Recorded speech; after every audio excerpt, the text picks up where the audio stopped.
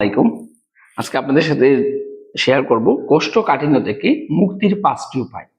আমরা কম বেশি মানুষজন কোষ্ঠকাঠিন্যতে ভুগে থাকি, কিন্তু এখান থেকে রক্ষা পাবো একদম সহজ। প্রথম যে পয়েন্টটা হচ্ছে বেশি পরিমাণ পানি পান করুন। আপনি যদি প্রতিদিন 2 থেকে 2.5 লিটার পানি পান করেন, তাহলে আপনার যে কোষ্ঠকাঠিন্য থেকে ইজিলি মুক্তি পেতে পারে। দ্বিতীয় নম্বরে ফাইবার যুক্ত অর্থাৎ আঁশ জাতীয় খাবারগুলা, যেমন শাক, সবজি, বিভিন্ন রকমের যে সবুজ ফলগুলা বা লাল চালের যে ভাত, এগুলো যদি নিয়মিত খান তাহলে কোষ্ঠকাঠিন্য থেকে মুক্তি পাওয়া যায়। 3 নম্বরে নিয়মিত ব্যায়াম করুন। আপনি যদি হালকা হাঁটাহাঁটি করেন, আপনি যদি ব্যায়াম করেন, তাহলে কোষ্ঠকাঠিন্য থেকে মুক্তি পাওয়া সম্ভব।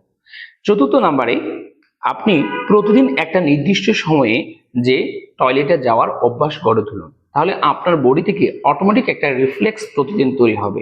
এভাবেও কোষ্ঠকাঠিন্য থেকে মুক্তি পাওয়া যায়। পঞ্চম নম্বরে যে আপনি অতিরিক্ত কোনো ল্যাক্সেটিভ খাবেন না। অর্থাৎ অনেক সময় আমরা ডক্টরের পরামর্শ ব্যতীত যে কোষ্ঠকাঠিন্য থেকে মুক্তি পাওয়ার জন্য ল্যাক্সেটিভ খেয়ে থাকি, এভাবে কখনো ল্যাক্সেটিভ খাবেন না। আপনি স্বাভাবিকভাবে কোষ্ঠকাঠিন্য থেকে মুক্তি পাওয়ার জন্য চেষ্টা করবেন। সবাইকে ধন্যবাদ। আসসালামু আলাইকুম।